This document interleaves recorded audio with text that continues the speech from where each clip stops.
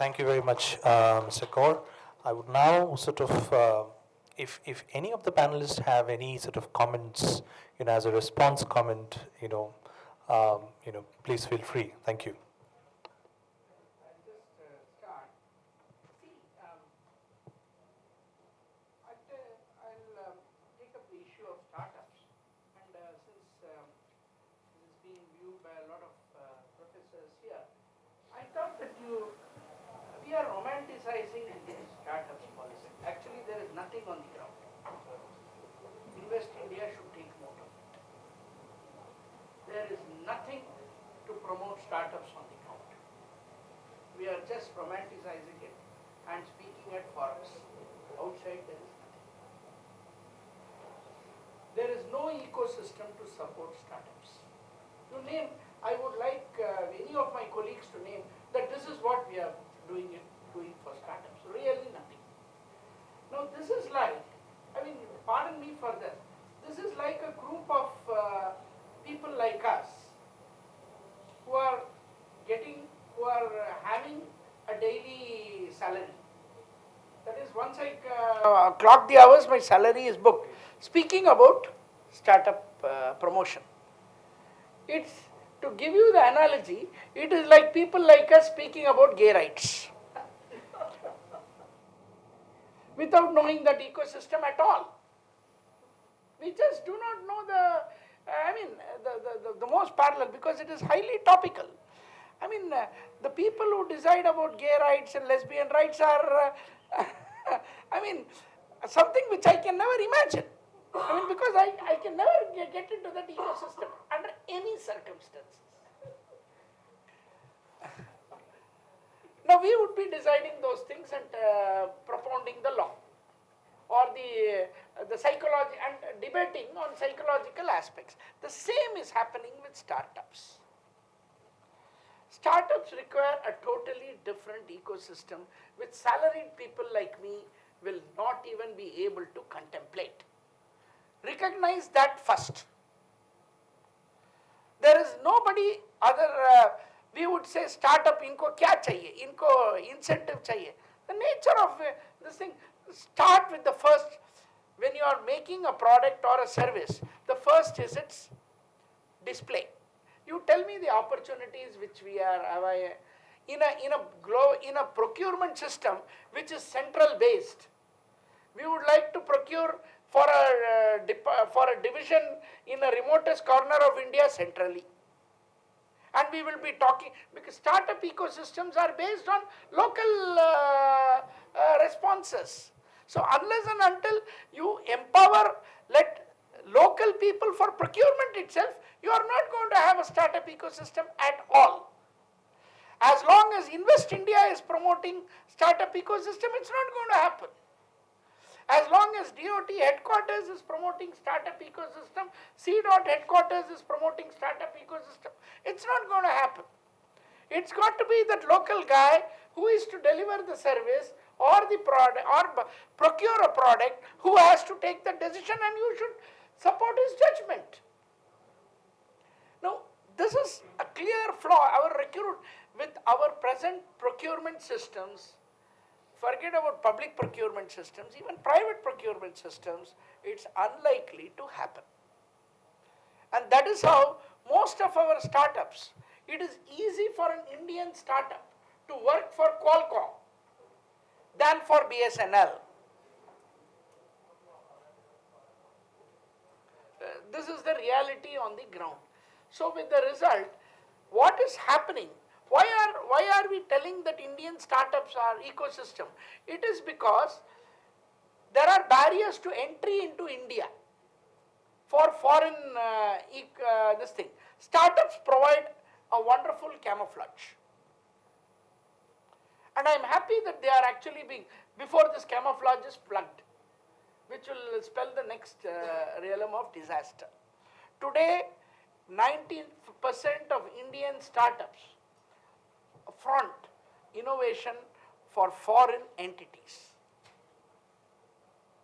and provide services for foreign entities. That is the reality today on the ground.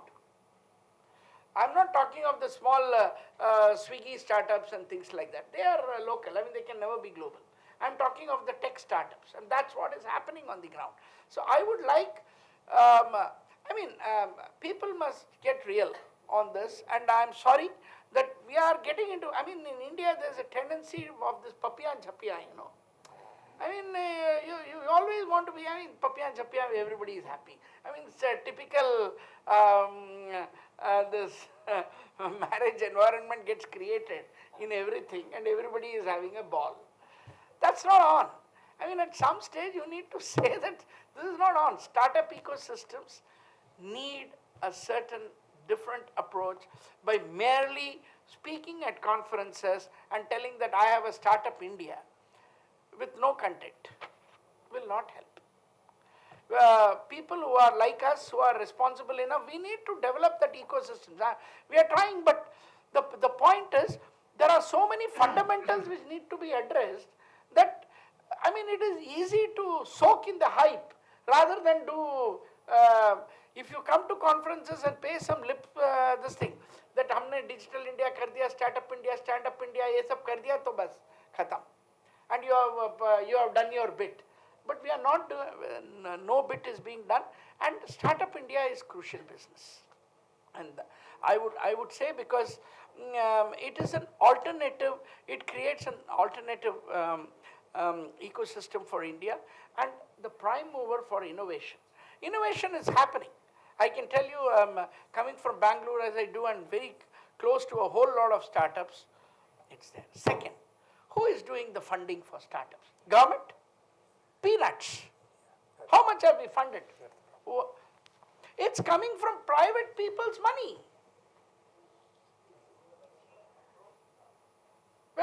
I want to ask, how much has DOT funded? Nil.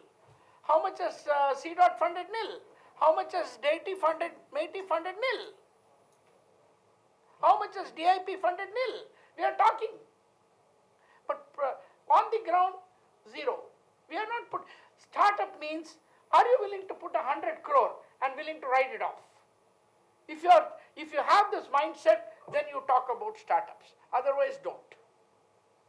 You should be willing to put 100 crores and say, I don't care. I have checked it. I found it good. 1 year down the line, I'm not finding it okay. It's dead. Write it off. How many of us are willing to do that? None of us. And we have never put in the money in startups. Startups' monies are coming from foreign funds, from research and R&D funds of private institutions. In India, it is coming from private capital. It's and largely extremely. When I say private capital, I don't even mean corporate private capital. It comes from personal private capital. Is that necessarily a good or a bad thing? It's the point is that was already there even without making a the money. I mean, as they said, the key is putting the money. I mean, you can't be talking about economy without putting in the money, and that's what I want. The idea is not that if it's happening by private capital, so good, but the question is government putting money into it? Should it? Or is it? It's not. But should it? I mean, I think it's According unrealistic to say that the government can do this. Not that. The government's job is creating the environment so that others can do it, whoever does it. Like, say, I'm not telling that you put in, is it possible to put in money like a part of a risk capital fund? If private venture capitalists were to be putting 4, let me be putting 1. Otherwise, why should they be putting money into your country at all? If you want to attract a whole lot of funds, are you going to put money in a government company without government itself putting money? No way. So the ecosystems there, we need to put in the money, and institutions related to that must start. I mean, we have had a period of what I would call honeymoon period. We need to now take stock of it and actually walk the talk. When we say we wanted to put 500 billion or something, 50 billion or something, we need to say whether we have got that money. in which case we should be able to do that. Now that is what I'm looking at it, because in the market, when we don't see it, the point is, it may lead to a backlash. What I fear is about a social backlash. And that can be pretty dangerous to a country like us. If you did not commit anything, possibly nothing would have happened. But having committed it and not doing it, people will always ask, your ministry is having a whole lot of innovations, what are you doing? We say, no, thank you, somebody else's matey is doing. No, you ask, somebody will go to me, because I know that nobody will ask. But that's what is happening. And I think that has to end. And it has to, we need to create those environment which, I thought I'll just flag this, because there is a whole lot of talk. Everybody is projecting it, but we're not putting the money where our mouth is, and we're not creating the ecosystem. Because the ecosystem, a startup promotion, I mean a technology startup in telecom cannot do with public centralized procurement. Tomorrow if they say that I want centralized procurement, you cannot have any telecom innovation in India. Because a telecom startup can actually do it with. Yeah, I think taking your point, if I may, I think why talk about, I agree with him that. I would like one chance to also respond. Yeah, so you will have enough material to respond. Probably I'll just finish, I will not take a long time. Number one, the startups are requiring investment, but before that they're requiring opportunity. I think one of the problems that I saw is that investment will generate innovation. No. It is the reward that will generate innovation. It will when they get rewarded, it will generate investment. And there will be some people who will take risk in the beginning with the conviction and their own self, career growth. That's how it works. Second point, which has been brought, so it is like about people with the knowledge, with the experience in the industry, failing, succeeding, put together, they want to change the world, that's why they come. But if they are blocked at the first gate itself, now what are we talking about? What will happen? This is happening even in manufacturing. How many private service providers in this country have purchased a single equipment from India? What are we talking about? There is a wall in front of the researchers and developers and manufacturers in India. Only the government which comes forward, and there also there is a PMA that also is being questioned. Preferential market access is being questioned by people for nothing. It is government money which they are investing, that is being questioned. So what are we saying? Should we make this as a foreign market here? This is connected with the startups not getting opportunity. Number three is that having capability, knowledge, ecosystem, everything, we still need to be part of the global investment cycle. But not before that. It is putting the cart at the wrong place. Okay, that's what I wanted to say. I'm finished.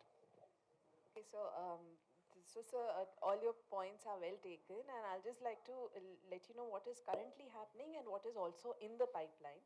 So as part of the entire Startup India initiative under DIPP, their main mandate is to build that ecosystem. So I will not get into the details, which is also, we are working. The devil is in the details. So I'll just. We have so far avoided it. So give me one. Come to the details, not the devil. So give me 2 minutes. So one is to create the ecosystem where we are working with the individual state governments. In one, we have worked with state governments to come out with a well-designed startup policy and working with their identified institutions where we are setting up incubators and accelerators. So that is one part of it.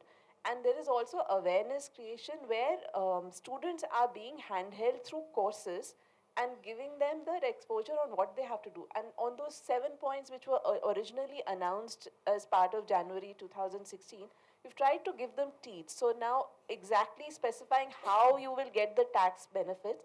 And as you rightly pointed out, it is private money which is largely flowing in. So one of the big things that we did, and in Startup India and DIPP worked very actively to get the angel investors tax exemption, because what income tax department did was tax the angel investors on the money that they put in the startups, on which they may see zero profit. So they were being double taxed. So it was a lot of, and this was announced, if you remember. So this was announced, sir, after the budget was announced. So, you know, there was a big furor that nothing came out in the budget, and we worked very actively to get the angel investor. Otherwise, the entire ecosystem would have collapsed. All the investors would have walked away. So that was something, again, that Invest India and DIPP worked actively. And so, it is going to be shortly announced. It is in the pipeline. What we are coming up with another initiative where startups and our academic institution, our scientists in the institutions and other innovators, including from the normal public, we would be working very actively providing them the expertise to take their idea to market. Because as some of the discussion has happened, and that, you know, many of these research just stays as research, they are not commercialized, and they are, as you again said, they only go to maybe a foreign company will pick them up and they have to sell their patent. As many of you would probably know, India is one of the highest areas where patents have been filed in the world last couple of years. And these are also young scientists who are basically joining the foreign companies. So hopefully with this new initiative, with the kind of support the government would be giving, many of these ideas will also see fruition. And sir, as lastly, so like in BIRAC, under Department of Biotechnology and other SIDBI funds, they have put in some money, but again, the quality of the proposal has to be good. You cannot just give money if the startup has no basis. So we are working to improve the quality and helping take a good idea to market. So those are, sir, taking time, but all the you know, responses and feedback such as yours have been taken, and hopefully there'll be more to show in the years to come, sir. See, it is somewhat like this. When the startup things are going on and you look at it conventionally, it may not necessarily make a whole lot of sense. So the method of evaluation itself needs to be cranky. Absolutely. You need to put it through one and put it through groups. See, human beings, what they are egoistic. And startup groups or venture capital groups or whatever they continue to be as egoistic or possibly much more egoistic than they are. But even egoistic groups have got contrary egoistic groups. So you need to subject them to both the groups which are opposed to each other, and you generally find that some of the best monies have been made from startups which have actually been rejected. But if we look at it from a conventional this thing, that okay, this startup should be decided, special secretary will be the chairman of this group, I will just say, nahi, iska bahut risk hai, isko chhod do. As long as that is where the instinct of whether you are willing to put your money at risk comes. If you are going to evaluate value persuasions, as I would put it, not necessarily perceptions, at start, maybe you may get a better an answer which is different. But if you are going to value risk perceptions at first, you will never ever end up doing anything, because the ideas will be abstract, the developments will be abstract, your usage cases may be abstract. There will be a whole lot of things which it is like we trying to understand the psychology of gay and lesbianism. I've told you. I mean, you always compare yourself to that sort of a logic, because it's so important to understand the psychology of those things, which you can never ever do it. I mean, salaried people thinking on risk perceptions will never get it right. It's impossible. But we still take, like in several other settings, we still continue to say that we will design. And that's what is happening to this sector as well. I'm going to keep it really short because we've run out of time. And I'm also not going to draw any parallels with Sir gay rights or lesbian rights, because I feel that's also a very interesting area for research, and some of my colleagues are really invested in that topic. So not drawing parallels with that, it's another serious issue and a business to deal with. Sorry? Well, no, but we know it's important to be inclusive, but not deviate from the debate which is on technology and innovation. So if we just stick to this just for my comments for just 1 minute. Again, I'm not even going to talk about startups because I largely agree with you on how much we should take which part of that very seriously. But then the questions you raised were very interesting. Why is the government not putting any money? We see largely private investment coming in. You also said about, only foreign firms investing in a lot of startups that we see in India. So the government is not doing much, right? The question is why? That's where you stopped, and that's where I was actually hoping for you to say a little more. You also talked about risk aversion and why it's very important to not fund ideas simply on the basis of a broad assessment of risk and ability to make a profit. I think the missing link here is the government's ability and a vision to provide a stable environment in which certain risks can be taken. That's where intellectual property comes in. That's something which we kind of deviated in this discussion. You also very interestingly said that salaried people don't become or invest in startups. Sir, Prime Minister Modi talked about how a chaiwala can have a great vision and land up to a place which is unimaginable. Chaiwala is not a salaried person, and yet dreams can come true. So, no, but government salaried person is again not supposed to be a startup. Chaiwala has to get his next customer. Correct. And a government, He's a businessman. correct. He is not a daily wage. Absolutely, but government salaried person and even a teacher, a professor like me is also supposed to get salary, teach in return for that, and do many other things. A startup is supposed to think creatively, get the stability from the government, from the policymaker, a kind of a clarity that your idea will get the right protection if it deserves it. That's what's missing.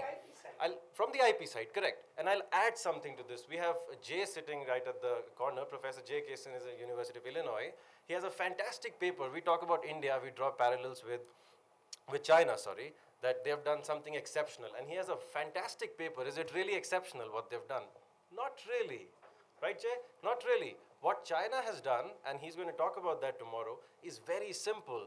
Boost R&D. We can't talk about innovation if we spend 0.8% of GDP on R&D in India. And, they aligned their patent system with the best in the world. And the results are for everyone to see. So, again, the larger context is, without, targeting startups, I wish I could have one because there's so much of dynamism in it. We need to have a very stable IP system in place, and we are moving towards it.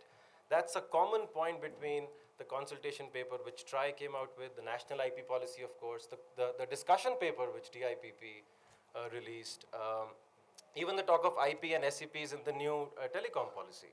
So I guess that's a very, very important point which I wished you could talk a little bit more about. I would only put it, what is already available is good enough.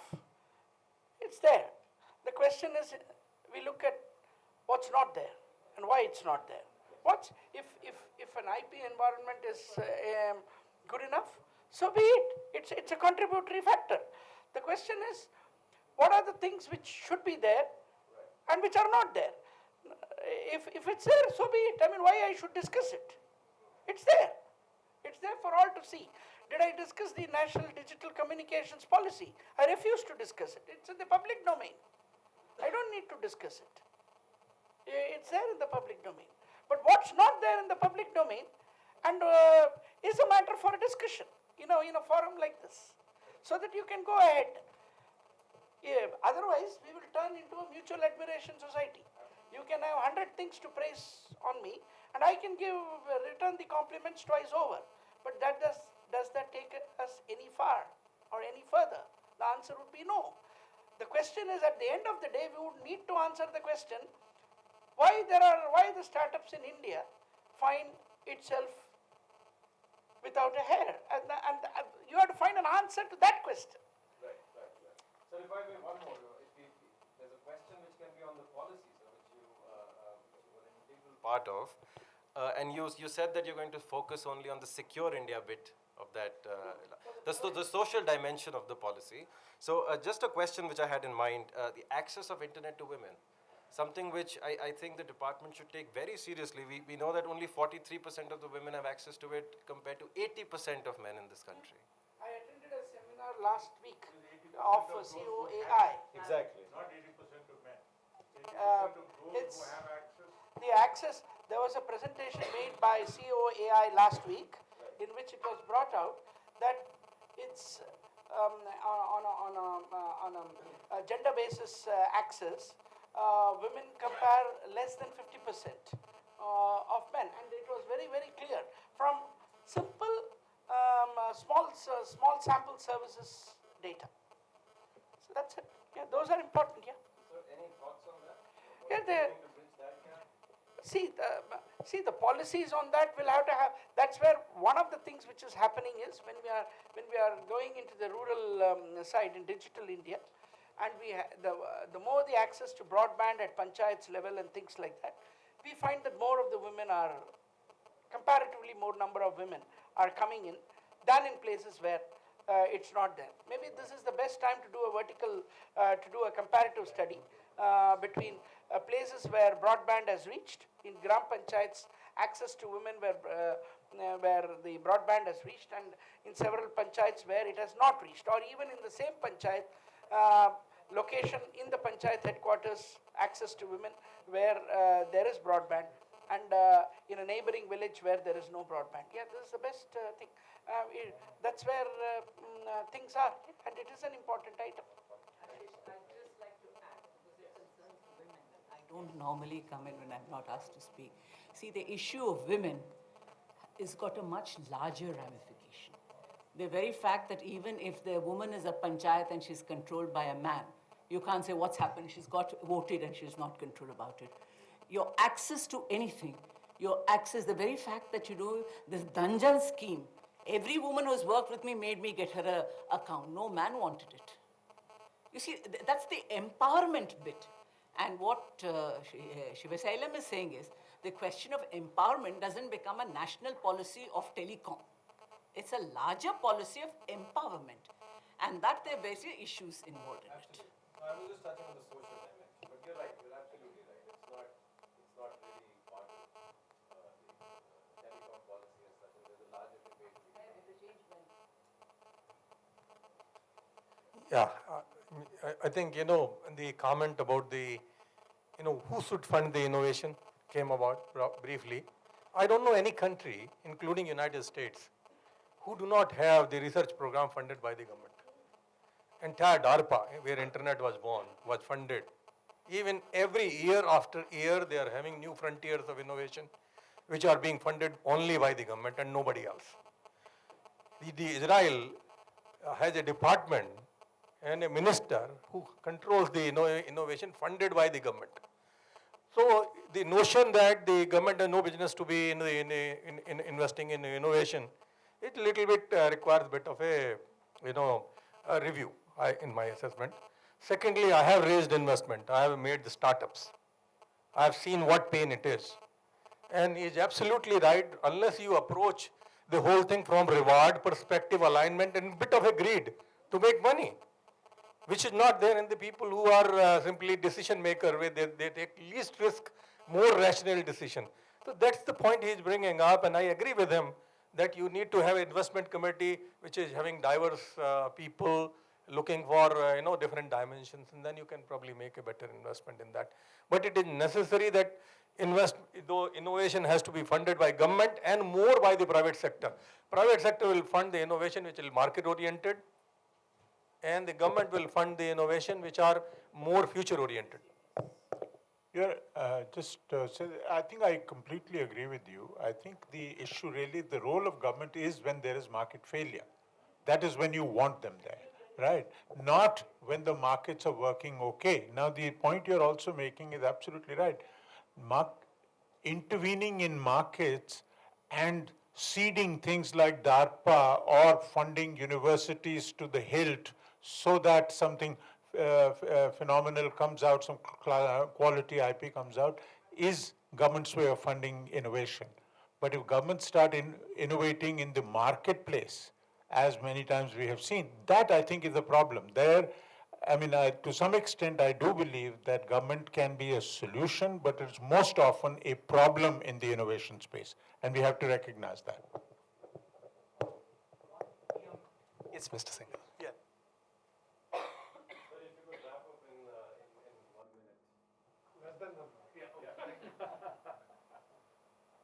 Because I don't want to comment on the discussion what is happening now, but I just want to inform the gathering here that some of the core issues which have been identified by the panelists are already part and parcel of the TRAI recommendations. Like both of you talked about the license and license fee, license structure and license fee, and the spectrum. Like when TRAI identified 7 critical issues in the telecom policy domain, all 3 were part of those 7.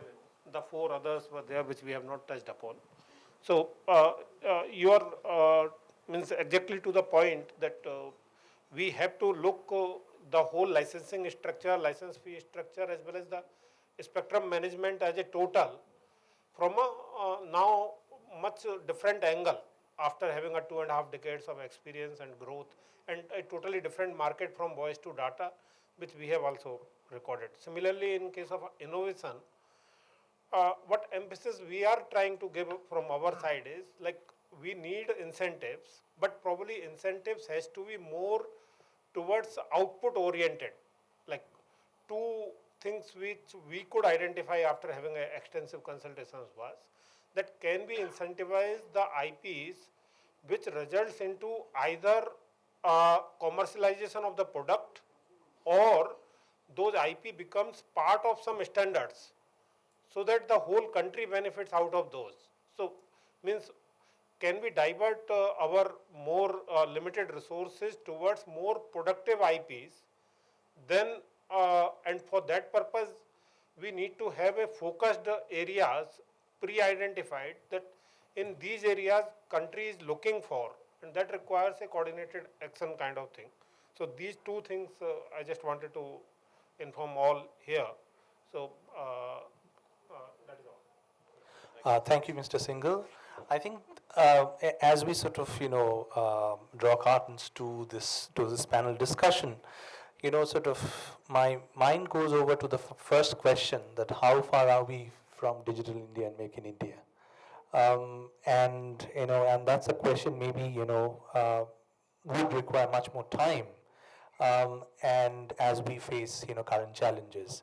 But I really thank all the panelists for their time and, as they have taken time out of their busy schedule and especially on a Monday morning and Monday afternoon. I thank them for their time and sure. Before I conclude, yeah.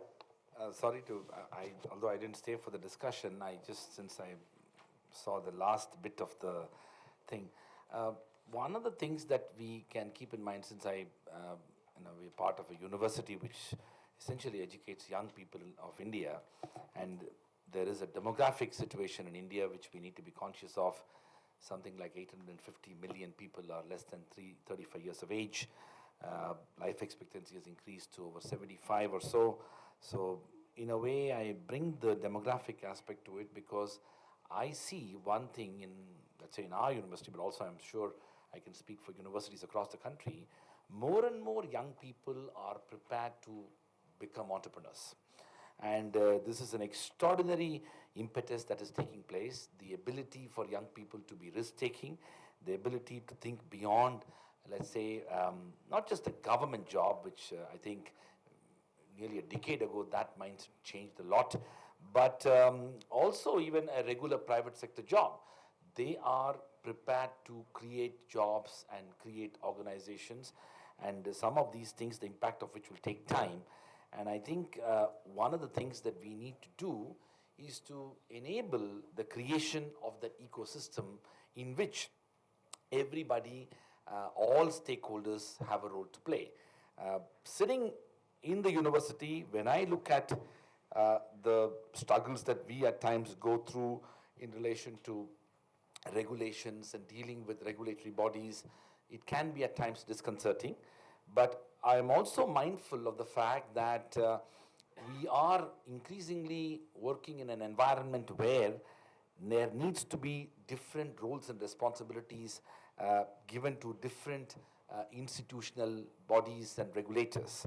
So it will be a mistake for us to assume that any particular, let's say, organization or institution or even the role of the government is inimical to the idea of innovation, just as government also should not assume that it is going to be the lead player in this. A few days ago, there was a very interesting observation which I wanted to go deep into it. The Attorney General of India, appearing before the Supreme Court of India, apparently said, and I want to verify this more, but said that because our courts in India do have the tendency to pass orders and directions about various issues, and judges, when they feel that they need to do something, they pass an order. And so the Attorney General apparently told in a very mild manner that, Your Lordship, I hope you are not thinking that you will be able to solve the global hunger problem. And the point which the Attorney General was nudging, and which we all have to be remembering, is the fact that all of us have a particular unique role to play in this. So long as we keep the innovation agenda alive and recognize the responsibilities that each of us in this larger framework do have, I believe that the demographic situation that is emerging will ultimately enable us to build an innovation economy, an innovation society as well. I want to just throw that coming from a non-expert on the subject standpoint. Please, sorry, Indra. No. Thank you very much, Raj. I think, as I was saying, that how far are we, from that day when we are actually looking at digital India and make in India? I always get excited when I see mobile phones made in India, but I don't know what it means. I'm not a technical person, but I all get excited to see those words "made in India." I think we probably need to head that way, and we need to also ensure that we are providing solutions to the requirement that is there around the world. On that note, I thank you again for being a part of this panel discussion. It's been truly engaging. Also, let me, as I have said to you before at the commencement, that we are also releasing our book, and we have amongst us former Secretary, Ministry of External Affairs, Government of India. Let me extend a warm welcome.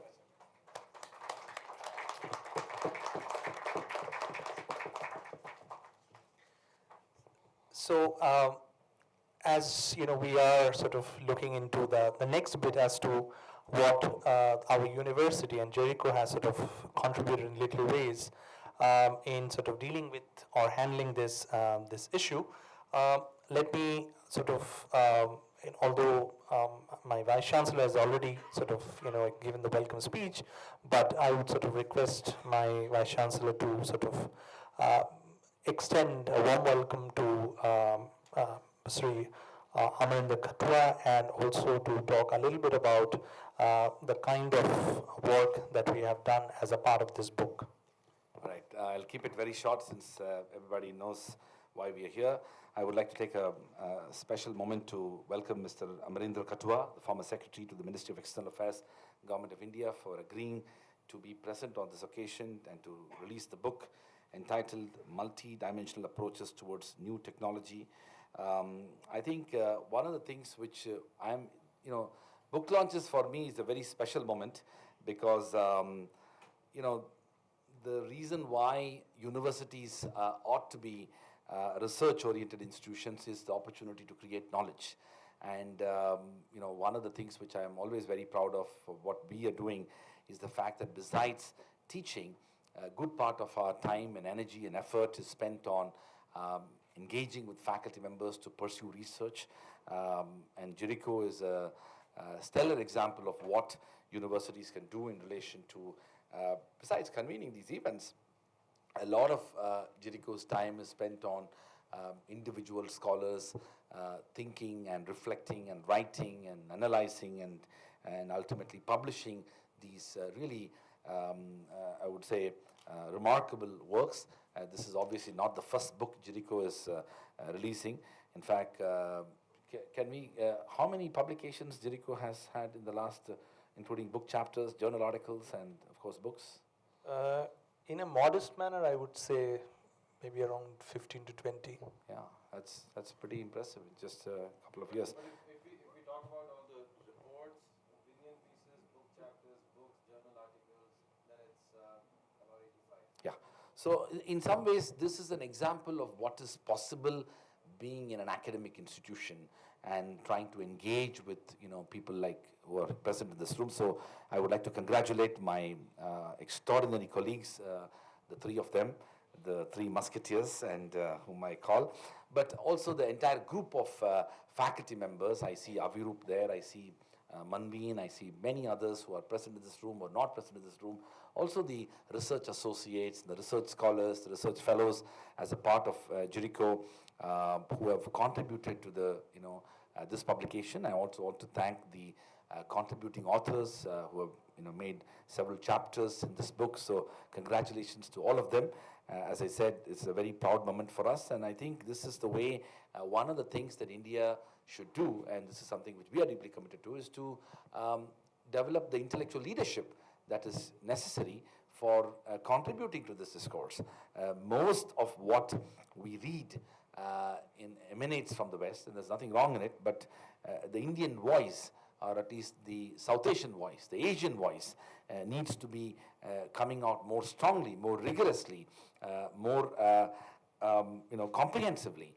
And that's what, and I think academic institutions, as opposed to government agencies, regulatory bodies, think tanks, corporations, and almost everybody else, are having a bigger responsibility, which is, and they are well suited to do this because there is a certain degree of intellectual rigorousness that comes with being a part of an academic institution, being an academic, and that's what a book like this does. I want to thank our publisher, Springer.